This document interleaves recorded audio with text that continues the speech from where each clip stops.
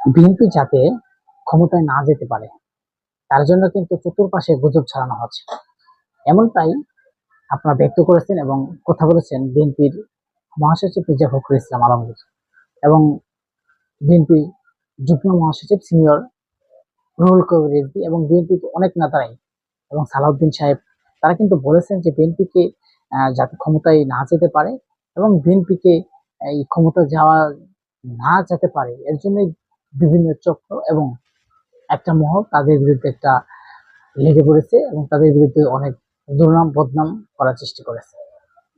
আপনারা জানেন যে নিউ ইয়র্কে যেখানে বিএনপি গিয়েছিল, বিএনপির মহাসচিব মির্জা ফখরুল ইসলাম আলমগীর, সেখানে কিন্তু ওই আপনার নিউ ইয়র্কে থেকে আসার সময় বিমানবন্দর থেকে যাওয়ার সময় কিন্তু আপনারা দেখছেন যে কয়েকজনে মির্জা ফখরুলের নামে চেল্লাইছে এবং কি আর এনসিপি কে ডিম মারছে।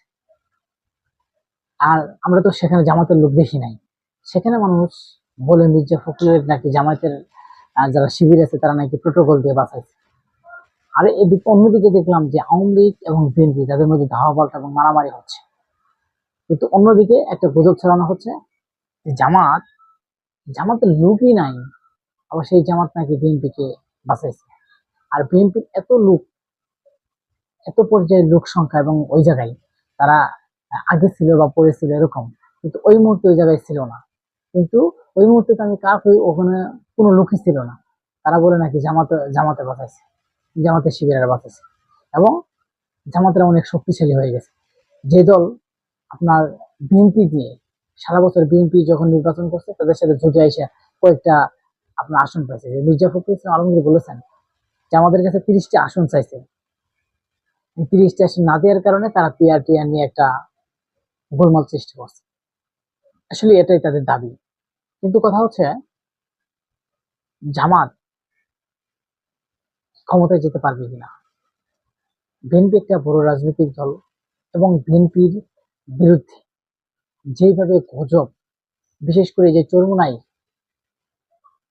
সৈয়দ ফজলুল করিম এবং যে চরমোনাই পীর সাহেব আরো যে আরেকজন আছেন, এই যে চরমোনাই পীর সাহেব তারা যে একজন, আমি মনে করি যে আপনারা রাজনীতি করেন, রাজনীতি বক্তব্য এক একজনের বক্তব্য এক একভাবে থাকবে, কিন্তু একজনের যদি ভুল না ধরে তাহলে কিন্তু সেই রাজনীতির কোনো আপনার কথার মধ্যেই থাকে না এবং রাজনীতির মধ্যে কোনো ভালো একটা সম্পর্ক থাকে না। আপনি দেখেন যে আওয়ামী লীগের সময় যখন আওয়ামী লীগের নির্বাচন করেছে এবং আওয়ামী লীগ সরকার একলা একলাই সব করছে, কিন্তু তাদের কথা শুনতে শুনতে আর শুনে মনে নাই।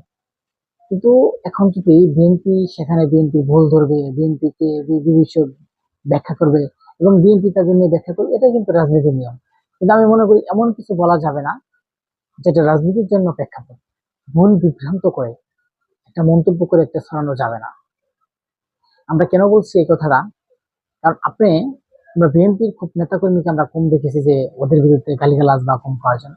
হয়তো রেনি সাহেব সেদিন করেছেন যে চরমোনাই একটা ভণ্ড বা এরকম, সেখানে বলার কারণ হচ্ছে যে আওয়ামী লীগের সাথে প্রতিটাবারই নির্বাচন করেছে তারা এবং আওয়ামী লীগ যখন চলে গেল, আওয়ামী লীগের সময় নির্বাচন করতে করতে একসময় তিনি মায়ের খেলেন, তারপর থেকে নির্বাচন তিনি বর্জন করেছেন, তিনি নির্বাচনে গেলেন না। এই যে তাদের মধ্যে একটা বিতর্ক চলছে, তারা ভাবছে যে তারা আওয়ামী লীগের দূষর এবং এরা ভাবছে এরকম। কিন্তু এই যে জুলাই ঐক্য, সবাই আওয়ামী লীগ যাওয়ার পরে যে একটা জুলাই ঐক্য ছিল, এদের নিজেদের মধ্যে কিন্তু একটা ঝগড়া ভাজা চলছে। এই যে জামাত একটা পেয়ার নিয়ে এত বছর আসন পায় না, এত বছর নিবন্ধন হারিয়ে ফেলেছে, সেই দল এখন পেয়ার নিয়ে মাঠে নামছে, আর এখন অনেক শক্তি সামর্থ্য হয়ে গেছে। আর আগে যখন দল বাতিল করলো তখন তাদের শক্তি সামর্থ্য ছিল না। যাই হোক, বিএনপি আসলে, আমি বিএনপি করি না বা বিএনপি, আমি যেটা বলছি নিজের কথা, 17 বছরে বিএনপি হয়রানির শিকার হয়েছে। এমন কোন রাজনৈতিক দল দেখি নাই যে তখন অনেক কঠিন মুহূর্তে প্রোগ্রাম করার সৎসাহস থাকছে এবং তারাই রাজপথে কম বেশি যাই করুক করছে, কিন্তু অন্য কোনো দলের সুযোগ ছিল না। কিন্তু এই যে এখন বিএনপির বিরুদ্ধে একটা অপপ্রচার চালানো হচ্ছে আগামী নির্বাচনকে বানচাল করার জন্য, এবং আগামী নির্বাচন বানচাল করার জন্য বা ষড়যন্ত্রের জন্য, কারণ হচ্ছে পেয়ার নির্বাচন, অন্যান্য দল পেয়ার চাচ্ছে না এবং বিএনপি পেয়ার চাচ্ছে না, বড় রাজনৈতিক অনেক ছোট দলেরা পেয়ার চাচ্ছে না, কিন্তু সেই আপনার এই জামাত আর চরমোনাই এদের দুজনেরই পেয়ার লাগবে। কারণ হচ্ছে আমরা জরিপে দেখেছি না যে চরমোনাই 2.5% ভোট পাবে, মানে একটা জরিপে যে 2.5% ভোট পায়, মানে 3% ভোট পাইলো, 3% ভোট পাইলেও তারা আবার আপনার 9টা এমপি পাই যাবে। কারণ 9টা এমপি পেলে তো এমনি তো প্রতিপক্ষ নির্বাচন হলে তো একটাও পাবে না, এখন তারা 9টা এমপি পাই যাবে।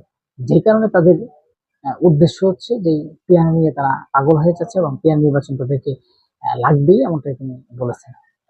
যাই হোক, বিএনপির বিরুদ্ধে যে অপপ্রচারগুলো সেগুলা বন্ধ করার জন্য মির্জা ফখরুল ইসলামের তীব্র নিন্দা।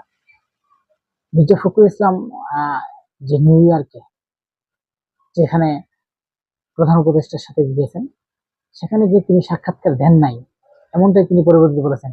এবং তার নামে মিডিয়াতে আমরা দেখছি গুজব যে আওয়ামী লীগের নির্বাচন আসবে, আওয়ামী লীগের সাথে নির্বাচন করবে, এবং অনেক কিছুই সেখানে ব্যাখ্যা দিয়েছেন, কথা বলেছেন। কিন্তু আসলে এটা একটা গুজব ছড়ানো হচ্ছে বলে মির্জা ফখরুল দাবি করেছেন। আসলেই আগামীতে বিএনপি যা করছে তার চেয়ে কিন্তু বেশি একটা গুজব ছড়ানো হচ্ছে। এখন কথা হচ্ছে যে আওয়ামী লীগকে প্রোটোকল দিচ্ছে এবং আওয়ামী লীগ যে চলে গেল, এখন কিন্তু এই জামাতের কিন্তু ঠেকানোর শক্তি আমরা দেখি না। বাংলাদেশে যদি এখন আওয়ামী লীগ আসে, এই জামাত, আপনি যেহেতু তৈরি করেন, বিএনপি যদি সেখানে না থাকে, এদের শক্তি নাই যে আটকাবে বা আওয়ামী লীগকে ধরে রাখবে। আর এই বিএনপিকে নিয়ে অপপ্রচার চালানো হচ্ছে। আমরা আমরা মনে করি যে বাংলাদেশের এমন একটা রাজনীতি থাকার দরকার, যেটা বাংলাদেশের অপপ্রচার থেকে বাংলাদেশ মুক্ত হবে এবং বাংলাদেশকে একটা সুন্দর দেশে রূপান্তরণ করা হবে। এবং এই যে প্রতিপক্ষ ঘায়েল করা রাজনীতি বাংলাদেশে আমরা চাই না।